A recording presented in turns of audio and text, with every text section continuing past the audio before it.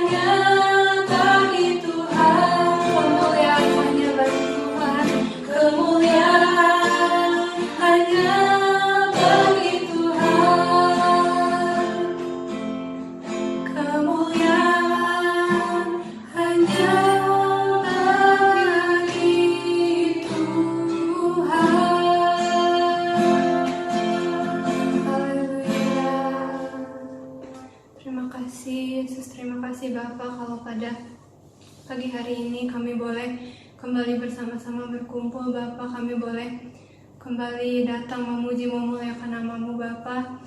Kiranya pujian kami Bapa boleh harum di hadapan-Mu ya Tuhan.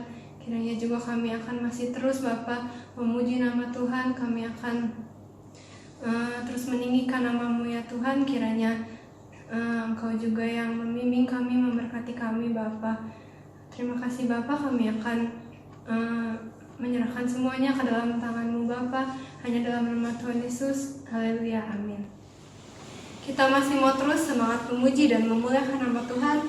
Kita mau angkat pujian Betapa Hebat.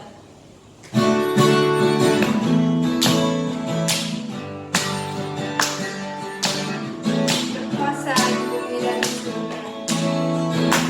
Haleluya. Berkuasa di bumi di surga. Bertahta dalam kemuliaan. Dialah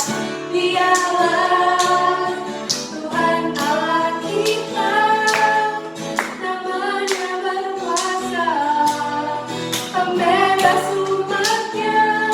Betapa hebat, betapa kuat, dahsyatnya Allah kita.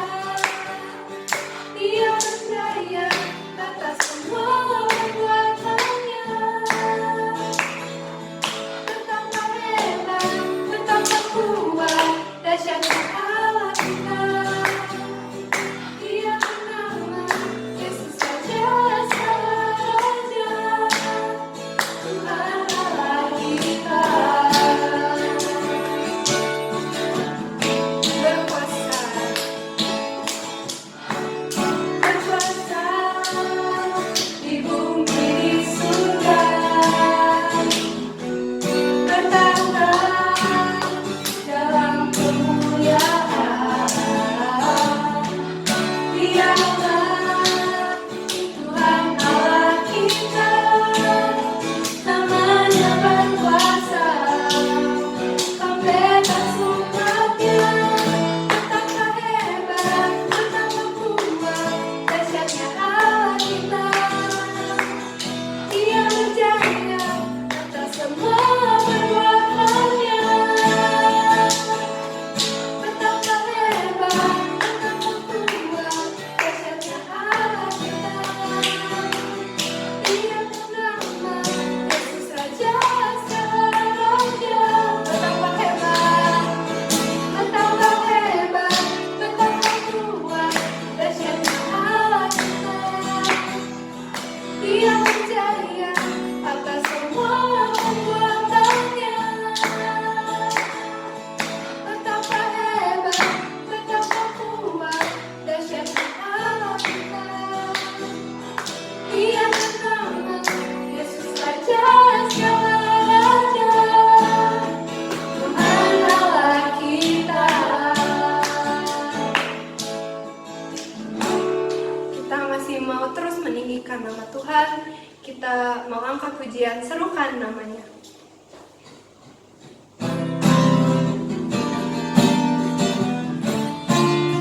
Karena Tuhan kita maha besar, kita mau serukan nama Tuhan.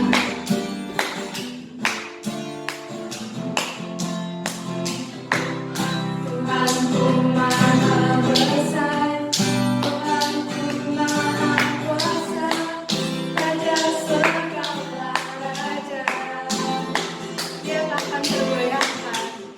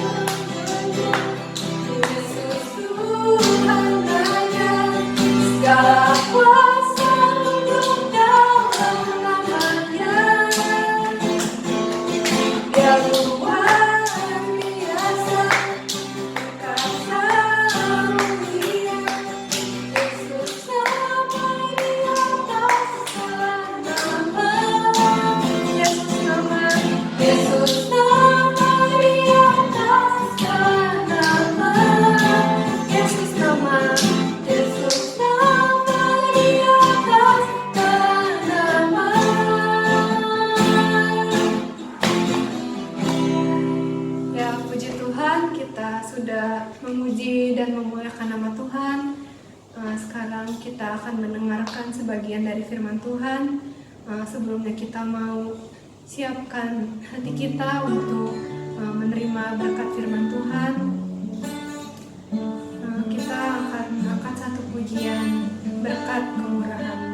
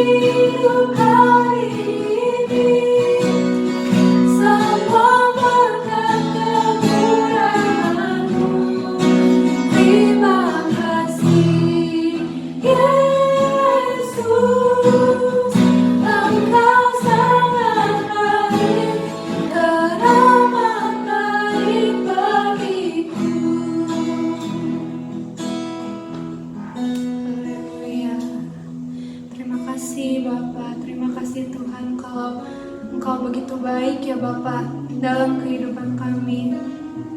Kau selalu menyertai kami Bapa.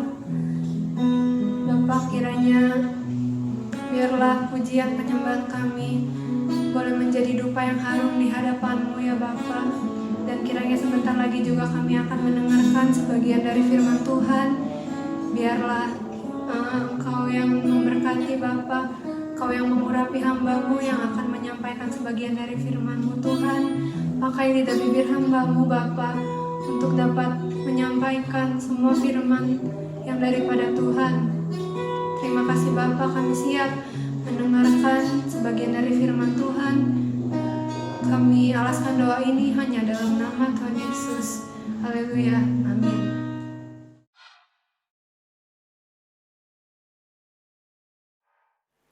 Haleluya, puji Tuhan. Selamat pagi Bapak Ibu. Salam sejahtera dalam kasih Tuhan Yesus Kristus. Kita bersyukur kita kembali beribadah kepada Tuhan, merayakan Tuhan dalam pujian, penyembahan yang sudah kita persembahkan untuk Tuhan. Dan kita percaya Tuhan itu bertahta di tengah pujian umatnya. Pagi hari ini kita akan belajar firman Tuhan dengan judul Allah membebaskan nyawaku. Allah membebaskan nyawaku. Akan saya bacakan ayat-ayat pokok kita dari Mazmur pasal 49. Mazmur 49 ayat 6 sampai 10. Mazmur 49 ayat 6 sampai 10. Demikian firman Tuhan. Mengapa aku takut pada hari-hari celaka? Pada waktu aku dikepung oleh kejahatan pengejar-pengejarku. Mereka yang percaya akan harta bendanya dan memegahkan diri dengan banyaknya kekayaan mereka, tidak seorang pun dapat membebaskan dirinya atau memberikan tebusan kepada Allah ganti nyawanya. Karena terlalu mahal harga pembebasan nyawanya dan tidak memadai untuk selama-lamanya. Supaya ia tetap hidup untuk seterusnya dan tidak melihat lubang kubur. Ayat 14 sampai 16. Inilah jalannya orang-orang yang percaya kepada dirinya sendiri. Ajal orang-orang yang gemar akan perkataannya sendiri. Seperti domba mereka meluncur ke dalam dunia orang mati, digembalakan oleh maut. Mereka turun langsung ke kubur. Perawakan mereka hancur, dunia orang mati menjadi tempat kediaman mereka. Tetapi Allah akan membebaskan nyawaku dari cengkraman dunia orang mati, sebab Ia akan menarik aku. Selah. Puji Tuhan. Apa yang kita baca ini, pemazmur, yaitu dari Bani Korah. Dia sedang mengalami hari-hari celaka di ayat 6. Pemazmur mengalami hari-hari celaka dalam ESV, times of trouble. Masa-masa atau waktu-waktu kesusahan. Waktu-waktu kesukaran. Waktu-waktu persoalan.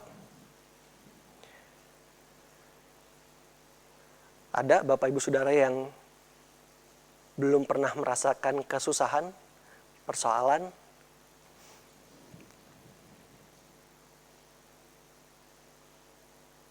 Kesusahan apa yang dialami oleh pemazmur? Apa yang dia lihat? Yaitu bagaimana kejahatan pengejar-pengejarku. Itu di ayat 6 ya. Pada waktu aku dikepung oleh kejahatan pengejar-pengejarku, bahkan di situ bahasa Inggris, those who cheat me.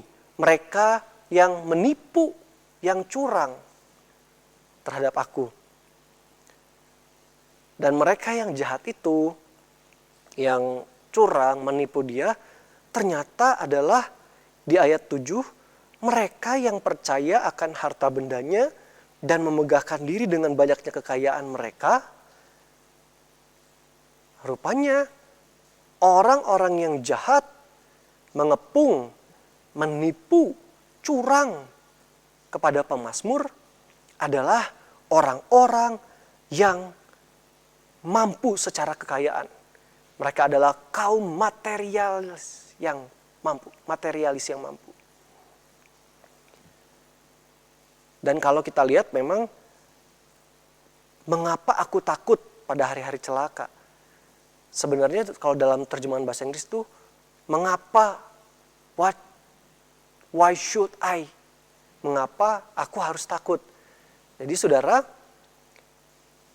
Mazmur ini jawaban, ayat-ayat yang kita baca ini, Mazmur 49 ini adalah jawaban ketika kita berada dalam keadaan seperti pemazmur.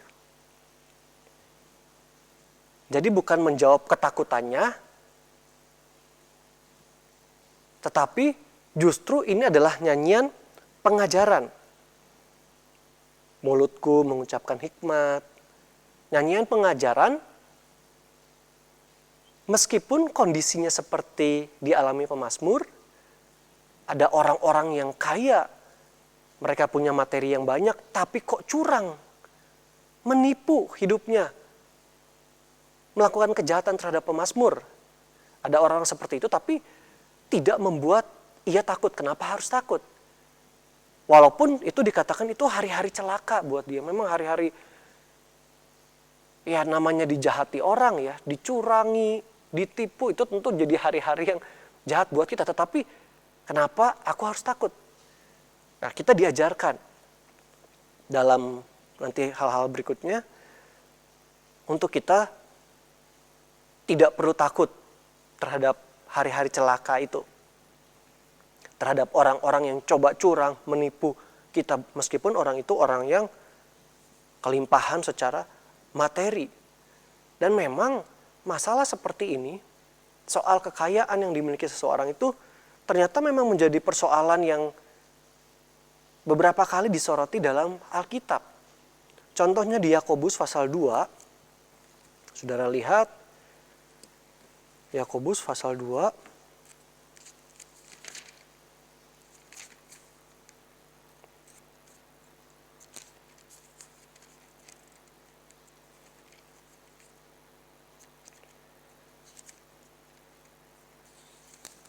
ayat 6-7.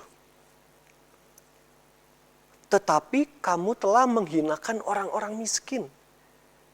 Bukankah justru orang-orang kaya yang menindas kamu dan yang menyeret kamu ke pengadilan? Rupanya penulis surat Yakobus juga melihat adanya keadaan seperti ini. Malah orang-orang kaya yang menyeret kamu ke pengadilan, orang-orang kaya yang menindas kamu. Kurang lebih seperti yang dialami di masa-masa pemazmur itu yang dia katakan hari-hari celaka. Justru kaum materialis yang mampu, yang cukup, orang-orang yang punya kekayaan, mereka justru yang menipu, yang berbuat curang, berbuat jahat terhadap pemazmur. Ayat 7-nya Yakobus 2, bukankah mereka yang menghujat nama yang mulia, yang olehnya kamu menjadi milik Allah?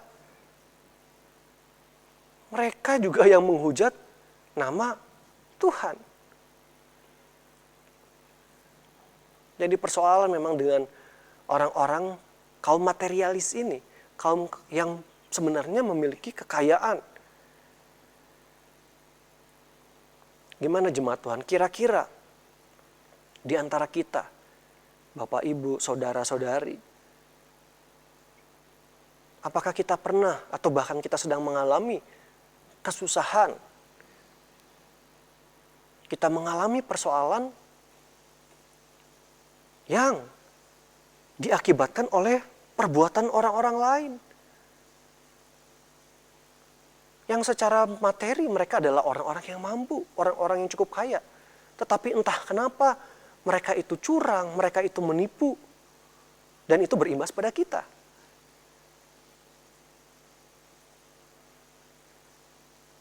Pernah saudara alami atau bahkan sedang kita alami? Yang dikatakan pemazmur, aduh ini hari-hari celaka. Namanya dijahati, ditipu, dicurangi. Jawaban atas persoalan ini kita lihat dari Alkitab. Dan yang akan kita lihat tadi sebagaimana awal. Makanya tadi dalam bahasa Inggris itu, mengapa aku harus takut? Jadi walaupun ada keadaan seperti itu, sebenarnya tidak ada alasan untuk kita takut. Kenapa? Nah ini jawabannya dari Alkitab. Jadi menarik, Alkitab ini dalam Mazmur pasal 49 yang kita baca ini, dia bukan memberikan solusi untuk bagaimana lepas dari hari-hari celaka yang diakibatkan oleh orang-orang kaya itu. Dengan segala kekayaannya yang melakukan kejahatan, menipu, curang kepada pemazmur. Jadi dalam Mazmur ini, pemazmur Bani Korah ajarkan. Bukan solusi menyelesaikan bebas, lepas dari pengaruh orang-orang jahat itu yang kaya, melainkan ada jawaban yang lain. Jadi justru mengajar kita ada dua hal. Yang pertama, ada batasnya kekuatan uang dan kekayaan. Lalu yang kedua, hanya dengan Allah ada kelepasan dari kematian atau pembebasan nyawa dari maut. Dua hal itu jawaban atas persoalan ini. Bahwa ada batasnya kekuatan uang dan kekayaan. Lalu hanya Allah yang dapat melepaskan dari kematian, melepaskan dari nyawa kita dari kematian. Dia bukan memberikan solusi untuk lepas dari cengkeraman orang-orang jahat ini, orang kaya, tetapi justru Alkitab memberikan jawaban yang lain. Ini justru menariknya Bapak Ibu. Ketika kita kan cenderung manusia, kita menghadapi persoalan seperti ini ya, seperti spesifik misalnya di Mazmur 49, ada orang-orang kaya yang mencurangi kita. Saking tamaknya mungkin ya dengan kekayaan, dia di perusahaan tempat kita bekerja, waduh dia korupsi untuk lebih memuaskan dirinya. Atau dia barangkali mendepak kita dengan alasan kepada pimpinan dan sebagainya, merugikan kita. Kalau kita dirugikan, dijahati oleh orang itu yang padahal secara materi mampu, kan biasanya juga yang cenderung kita pikirkan adalah, aduh gimana kita bebas dari permasalahan ini. Betul kan? Bagaimana supaya saya terlepas dari kejahatan orang ini? Bagaimana saya menemukan jalan keluar? Itu yang kita pikirkan. Untuk cari jalan keluar. Itu tentu tidak apa-apa dan itu memang baik. Saudara perlu cari pemecahan masalah persoalan.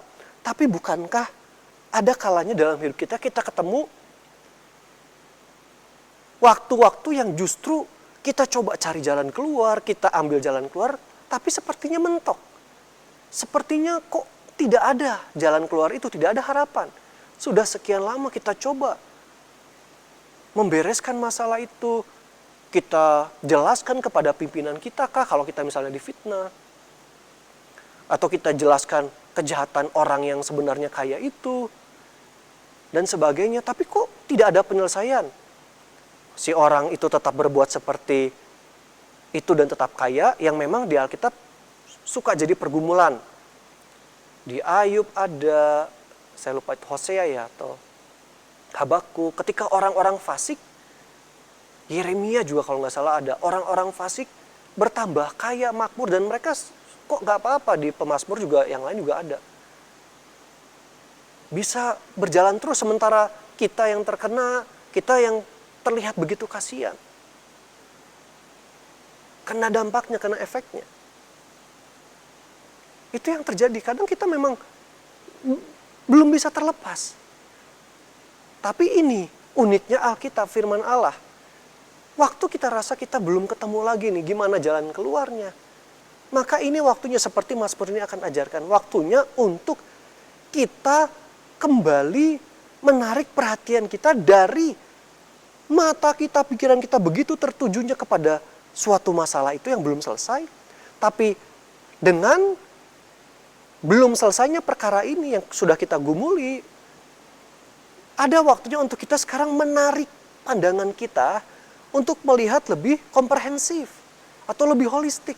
Melihat lebih besar, lebih luas, lebih lengkap dari sekedar kita terpaut pada masalah itu terus. Pandangan kita ke situ. Tapi ada waktunya kita ditarik untuk kita bisa melihat dari sisi yang lebih luas. Dan ini yang dikemukakan oleh pemazmur. Bukan persoalan kena kejahatan dari orang-orang yang curang ini yang membuat dia hari-hari celaka itu. Makanya dia katakan, mengapa aku harus takut dalam bahasa Inggris. Jadi Alkitab, pemazmur itu sedang mengarahkan hal itu jangan terlalu menjadi fokus pikiran.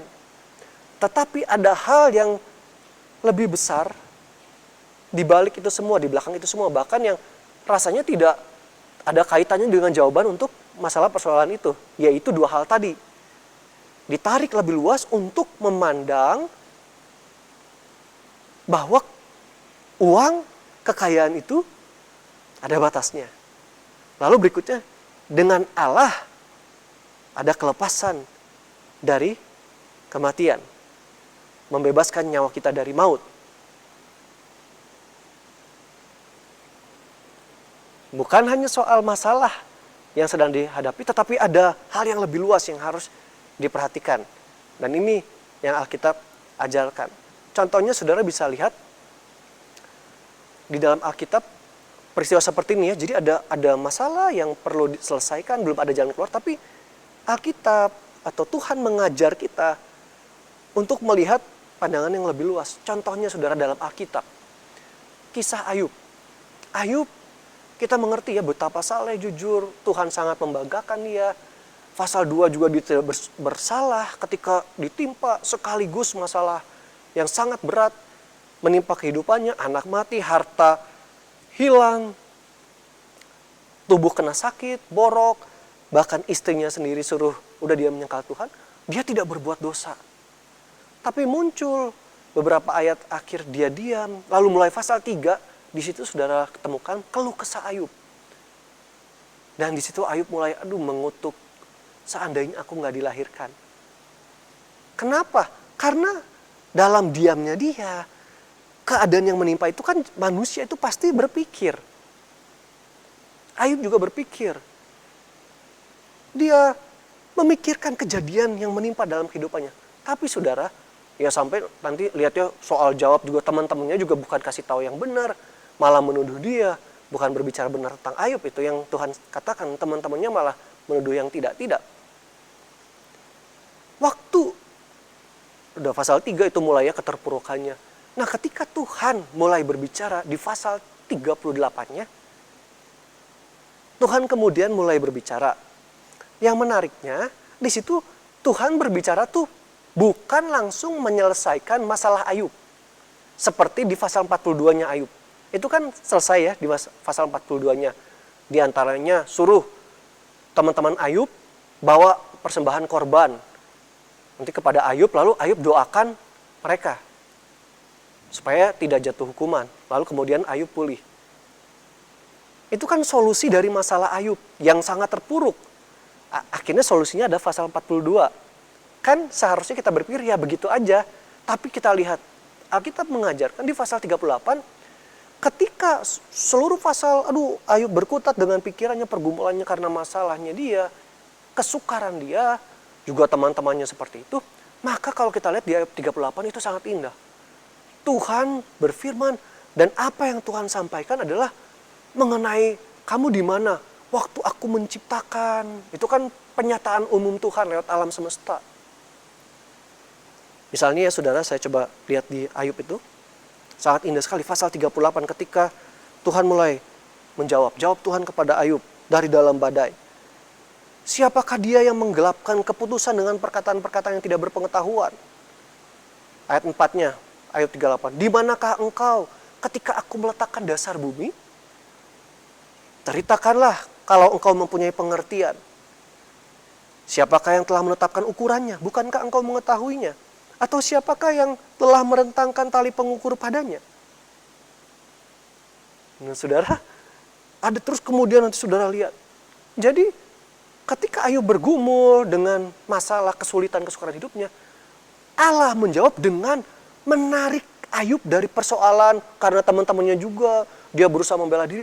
Ayub ditarik pandangannya Tuhan kepada penciptaan.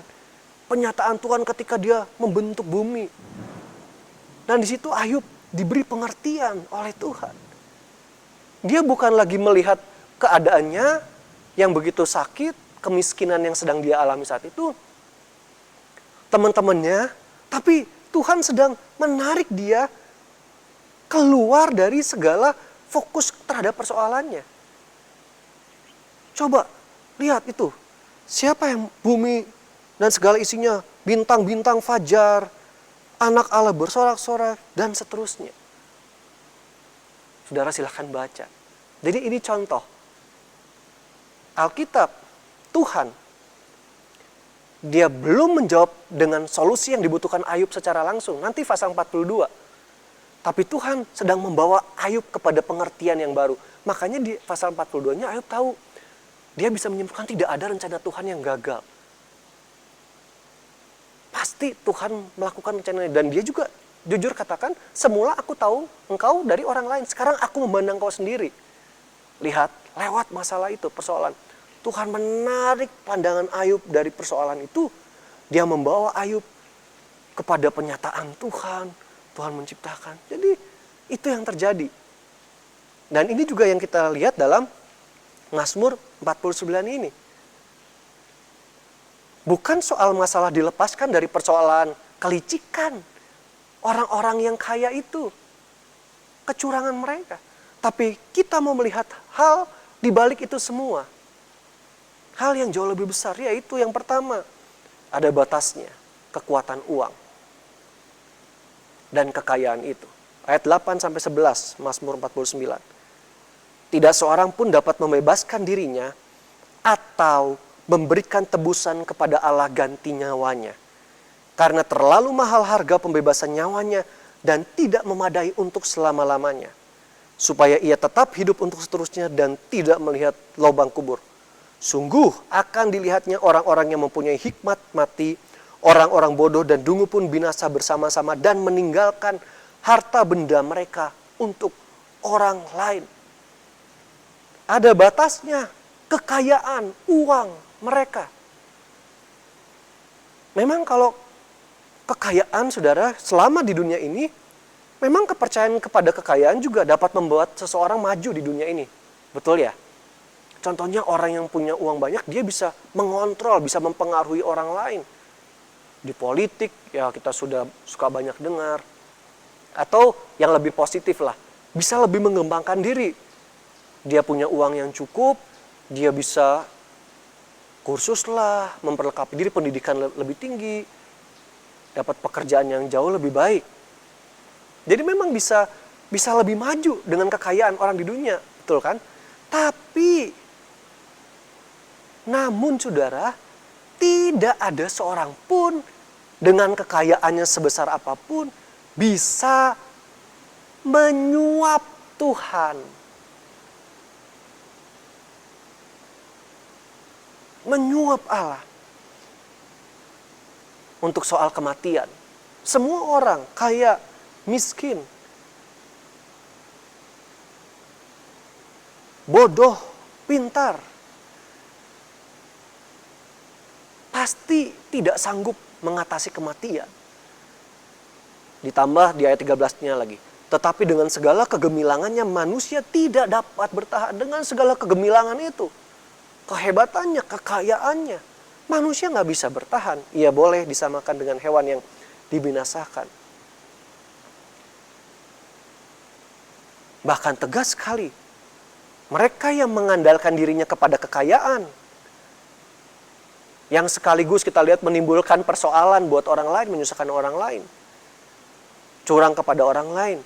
Hidup mereka berakhir di ayat 12 dan ayat 15. Kubur mereka ialah rumah mereka untuk selama-lamanya. Tempat kediaman mereka turun-temurun. Mereka menganggap ladang-ladang milik mereka. Mereka yang mengandalkan ladang-ladang mereka, kekayaan mereka. Ini mereka yang kubur mereka, rumah mereka selama-lamanya. Jadi mereka dengan kata lain, dalam kematian, tempat kediaman mereka turun-menurun. Ayat 15-nya, seperti domba mereka meluncur ke dalam dunia orang mati, digembalakan oleh maut. Mereka turun langsung ke kubur, perawakan mereka hancur. Dunia orang mati menjadi tempat kediaman mereka. Orang yang mengandalkan dirinya pada kekayaan, sekaligus juga curang kepada orang lain, berakhir di kematian. Bahkan kematian yang seterusnya, dunia orang mati jadi kediaman mereka, penghuni abadi di alam maut. Saudara ingat di Lukas 16, kisah orang kaya, perumpamaan dari Yesus, Lukas 16, kisah orang kaya dan Lazarus. Ada orang kaya yang setiap hari, Lukas pasal 16, mulai ayat 19, orang kaya selalu pakai jubah ungu, kain halus. Setiap hari dia bersukaria dalam kemewahan. Setiap hari bersukaria dalam kemewahan. Jadi memang rupanya kemewahan juga buat alasan bisa jadi bersukaria ya. Tapi ada seorang Lazarus yang miskin, yang selalu ada di depan rumah itu. Bahkan dia makan dari makanan yang jatuh dari anjing. Yang jatuh dari meja orang kaya itu. Bukan dikasih makan sama orang kaya, tapi bahkan makanan yang jatuh dari meja orang kaya itu. Malah anjing-anjing menjilati dia.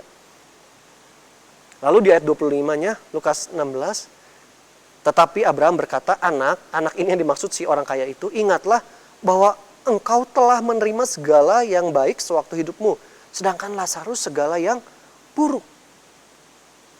Ini orang kaya ini jadi penghuni di alam maut yang membuat dia tersiksa.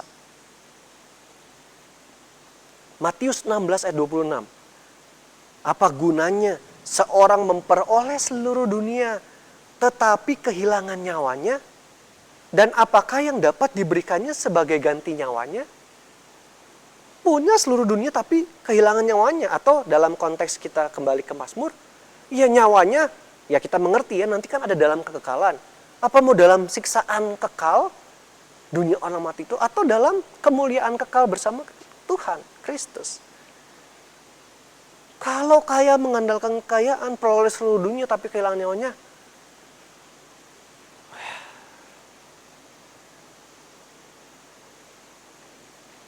tentu percuma. Karena hidup kita nanti di kekekalan justru.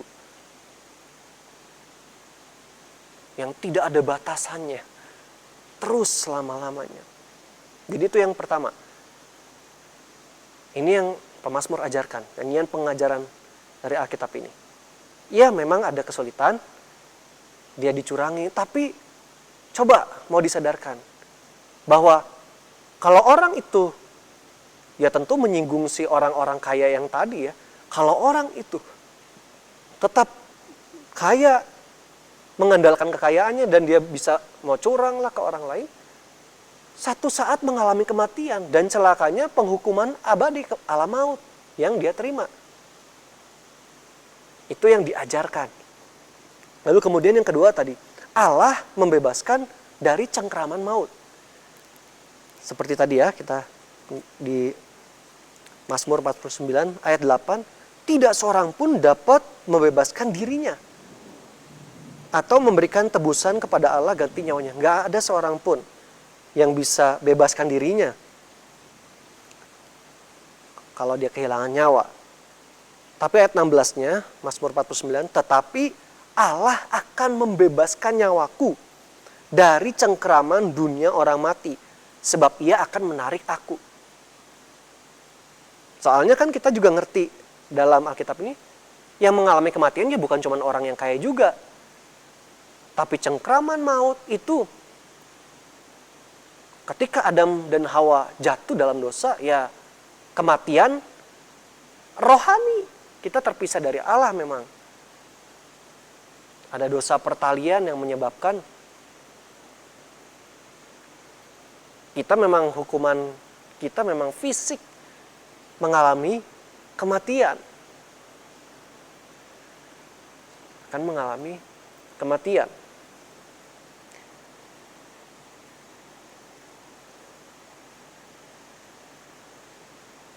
Dan di dalam Mazmur 49 ini, Allah dapat membebaskan nyawaku dari cengkraman dunia orang mati, sebab ia akan menarik aku. Tadi ya, kalau orang yang kayak curang itu, orang yang dikatakan ayat 14-nya percaya kepada dirinya sendiri, dia gemar akan perkataannya sendiri, mereka akan abadi dalam cengkraman maut. Tapi pemazmur yang dicurangi oleh orang-orang seperti ini, dijahati oleh mereka, memang bisa menghadapi kematian, tapi dia akan lepas dari cengkraman maut itu. Kenapa? Sebab Ia itu Allah yang menarik aku. Puji Tuhan. Allah akan membebaskan nyawaku. Kata membebaskan dalam King James Version itu redeem. Menebus, menyelamatkan. Atau dari bahasa aslinya itu dia kasih terjemahan bahasa Inggrisnya juga ransom, tebusan atau uang tebusan. Jadi Allah membebaskan nyawaku. Allah akan menebus, akan memberikan uang tebusan. Untuk nyawaku, ya analogi lah ya. Seperti kepada maut itu, si penguasa maut, ada tebusan dari Tuhan. Yang sah. Ilustrasi aja. Supaya lepas dari maut. Ada harga yang sudah dibayar. Allah menebus, ransom. Kalau tadi orang-orang kaya nggak bisa. Nggak bisa. Dengan uangnya sendiri, kekayaannya sendiri nggak bisa. Sampai selama-lamanya nggak bisa. Tapi ini Allah yang bebaskan aku. Allah yang memberikan tebusan. 1 Korintus 6 ayat 20. Sebab kamu telah dibeli dan harganya telah lunas dibayar. Kamu telah dibeli dan harganya telah lunas dibayar. 1 Petrus 1 ayat 18 sampai 19.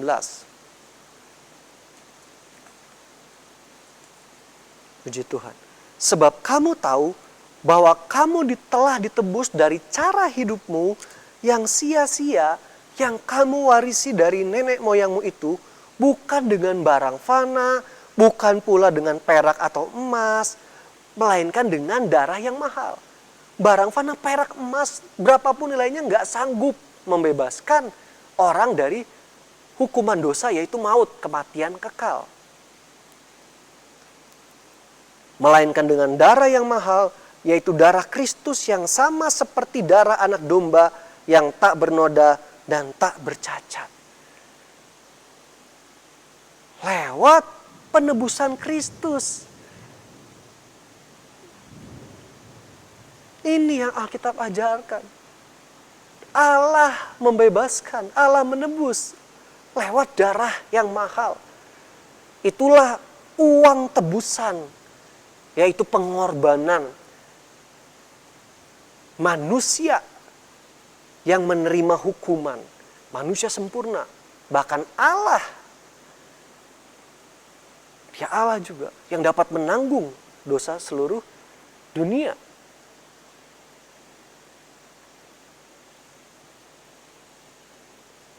Kalau tadi dalam Mazmur 49 ayat 8 kan tidak seorang pun dapat memberikan tebusan kepada Allah ganti nyawanya. Ayat 9-nya, terlalu mahal harga pembebasan nyawanya dan tidak memadai untuk selama-lamanya. Itu Mazmur 49. Nggak bisa orang memberikan tebusan. Terlalu mahal. Bahkan sampai selama-lamanya dengan harta coba dipersembahkan tidak bisa. Hanya bisa oleh Allah sendiri. Dia mengaruniakan Yesus Kristus untuk kita. Dengan darah yang mahal, kamu sudah dibeli dan harganya lunas dibayar. Puji Tuhan. Sebab itu tadi ya caranya Tuhan membebaskan pemazmur. Sebab ia akan menarik aku. Jadi Allah yang harus menarik dia. Memang itulah keselamatan, penebusan kita. Tidak ada seorang pun yang mau datang mencari Allah. Ketika dalam surat Roma ya disampaikan. Orang-orang gak mau, harus Allah yang datang mencari manusia. Agama mengajarkan bagaimana manusia dengan perbuatan baik, dengan amal, supaya bisa menggapai Allah. Dan tidak akan pernah bisa, karena kesalehan kita itu seperti kain kotor. Kebenaran kita seperti kain kotor. Perbuatan baik kita itu kotor, gak ada yang bisa menyamai. Makanya Injil yang harus ada. Injil itu bagaimana Allah datang ke dunia. Kalau agama, manusia coba datang kepada Allah. Kalau Injil, Allah yang datang kepada manusia karena manusia nggak bisa menggapai Allah. Oleh sebab dosa. Tapi karena itu Allah datang. Itu yang dikatakan ia harus tarik. Harus dia yang mengangkat kita dari lumpur dosa. Mazmur 77 ayat 14 sampai 16. Mazmur 77. Ayat 14 sampai 16. Ya Allah, jalanmu adalah kudus. Allah manakah yang begitu besar seperti Allah kami? Engkaulah Allah yang melakukan keajaiban. Engkau telah menyatakan kuasamu di antara bangsa-bangsa. Dengan lenganmu, engkau telah menebus umatmu. Bani Yakub dan Bani Yusuf. Selah, puji Tuhan. Dengan lenganmu. Seperti tadi, ya tarik aku. Dengan lengan engkau menebus umatmu. Mazmur 103 ayat 4. Dia yang menebus hidupmu dari lubang kubur. Yang memahkotai engkau dengan kasih setia dan rahmat. Harus Tuhan sendiri yang menarik kita. Kita nggak bisa menghampiri dia. Tadinya kita nggak bisa. Harus dia sendiri Allah yang datang dalam rupa manusia melalui Yesus. Sehingga kita ditebus lunas. Kita bukan dalam cengkraman maut lagi nanti. Tidak. Tapi kita akan bersama dengan Kristus. 1 Korintus 1 ayat 30 ayat yang terakhir. 1 Korintus 1 ayat 30. Saya baca dalam ESV, English Standard Version. And because of him, 1 Korintus 1 ayat 30. And because of him, himnya itu siapa? God, Allah. Dan karena dia, you are in Christ Jesus. Kamu ada di dalam Yesus Kristus. Karena Allah, kamu ada dalam Kristus Yesus. Who become to us, yang jadi untuk kita itu wisdom from God. Hikmat Allah. Jadi Yesus itu, kita sekarang ada dalam Kristus Yesus karena Allah. Yesus itu adalah hikmat dari Tuhan. Bagi kita dia hikmat dari Tuhan. Jadi hikmat dari Tuhan. Terus Christ Jesus who become to us wisdom from God, righteousness and sanctification and redemption. Redemption itu penebusan. Yesus Kristus itu jadi hikmat dari Allah buat kita. Dan dia juga jadi kebenaran. Dia juga jadi pengudusan kita, yang menguduskan kita, sanctification. Sampai kita kekudusan, masuk kekudusan terus menerus sampai sempurna. And redemption, penebusan kita. Dalam Yesus Kristuslah kita ditebus. Begitulah cara Allah menarik kita dari cengkraman maut. Yaitu melalui Yesus Kristus yang menjadi penebus kita. Itulah bagaimana Allah menarik kita. Lengannya yang menebus kita. Begitu aktifnya dia berperan dalam sejarah untuk keselamatan manusia, untuk menebus kita semua. Puji Tuhan. Yesus Kristus menebus kita. Melalui dia, Allah menarik kita dari cengkraman maut.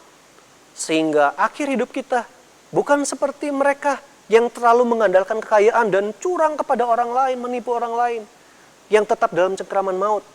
Tapi orang-orang yang dilepaskan oleh Allah, kita semua akan bersama-sama dengan Yesus Kristus. Ya, memang bisa mengalami maut kematian. Tapi sementara itu hanya awal untuk kita terus bersama-sama dengan Yesus Kristus selamanya. Puji Tuhan. Mari renungkan jemaat Tuhan. Lihat baik-baik.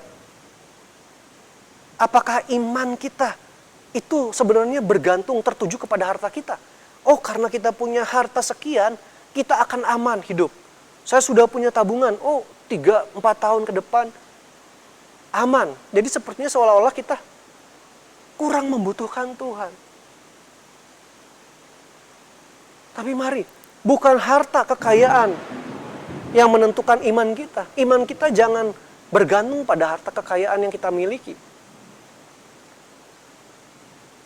Tapi iman kita bergantung kepada Allah di dalam Tuhan Yesus Kristus. Mata pandangan kita jangan menjadi takabur. Jangan menjadi buta, tertutup oleh karena materi kekayaan dunia ini. Menawarkan segala macam hal-hal yang enak versi dunia. Tapi mata kita, mata rohani selalu tertuju kepada Yesus Kristus. Sekalipun dengan mata kita mau tertuju terus kepada Yesus, kita tetap bisa dicurangi orang, dirugikan orang lain. Bahkan kita tidak mau membalasnya kan. Karena kita tertuju kepada Yesus. Kita bisa dilukai orang lain, tapi kita tidak mau melukai orang lain. Hingga akhirnya kita bersama-sama dengan Yesus penebus kita. Puji Tuhan. Iman kita bergantung kepada Sang Juru Selamat penebus kita, Yesus Kristus. Puji Tuhan, sampai kita bertemu muka dengan muka, memandang Dia. Intim sekali dengan Tuhan. Kasih karunia, damai sejahtera menyertai kita semua. Haleluya. Haleluya. Haleluya. Puji Tuhan. Ya Bapa, inilah firman-Mu Tuhan. Kami belajar firman-Mu. Kami mohon Tuhan yang memberikan kami penerangan dari setiap firman yang kami baca. Kami pelajari. Roh yang memberikan kami hikmat dan wahyu untuk mengenal Engkau dengan benar lewat firman Allah. Kami belajar Bapa, untuk kami tidak mengandalkan kekayaan materi. Karena kami tahu itu tidak mempengaruhi kami untuk keselamatan.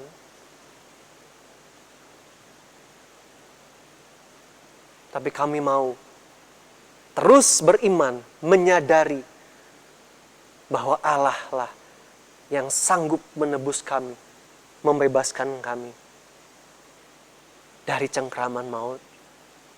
Terima kasih Yesus Kristus. Engkau sudah menebus dosa pelanggaran kami. Engkau terus kuduskan kami Tuhan dengan firman dan Roh Kudus-Mu. Hari demi hari. Supaya saat Engkau datang, Engkau menjemput kami ya Tuhan. Engkau melihat kami sempurna seperti Bapa di surga. Terima kasih Bapa. Sekalipun memang kami mengalami apa yang dikatakan pemazmur, hari-hari yang rasanya celaka Tuhan. Yang berdampak karena kami dilukailah oleh orang, dicurangi, bahkan orang-orang yang secara materi juga berkecukupan. Tapi mereka justru merugikan kami Tuhan. Mereka justru membuat kejahatan kepada kami. Tapi kami bersyukur dari firman Allah. Bukan masalah itu yang kami mau lihat, kami mau renungkan terus-menerus.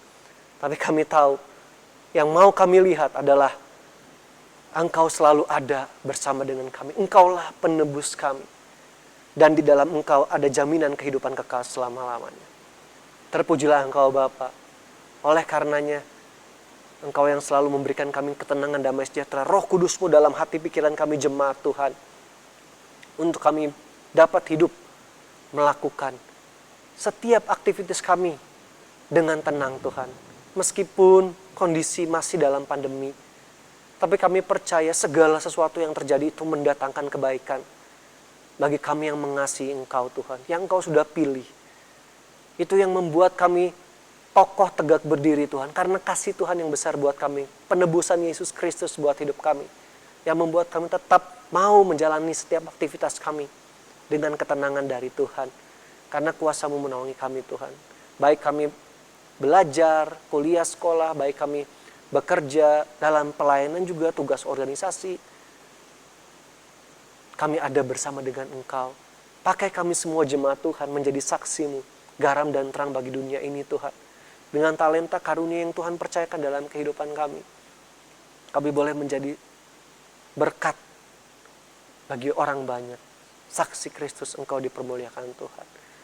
Kami mengucap syukur buat pagi hari ini dalam ibadah kami. Terima kasih Bapak. Dan sekarang jemaat Tuhan, terimalah berkat anugerah dari Allah Bapa, cinta, kasih sayang, damai sejahtera dari Tuhan Yesus, pimpinan, persekutuan, kekuatan, penghiburan Roh Kudus, menyertai dan memberkati kita semua, baik dengan berkat jasmani maupun rohani, untuk setiap pribadi, rumah tangga kita masing-masing, dan keluarga besar jemaat Tuhan, mulai saat ini, esok, hari-hari selanjutnya, sampai Tuhan Yesus datang kembali menjemput kita semua. Kami sudah berdoa mengucap syukur telah terima berkat Tuhan, dalam nama Tuhan Yesus Kristus. Haleluya. Semua yang percaya berkata, amin. Selamat pagi, Tuhan memberkati kita semua.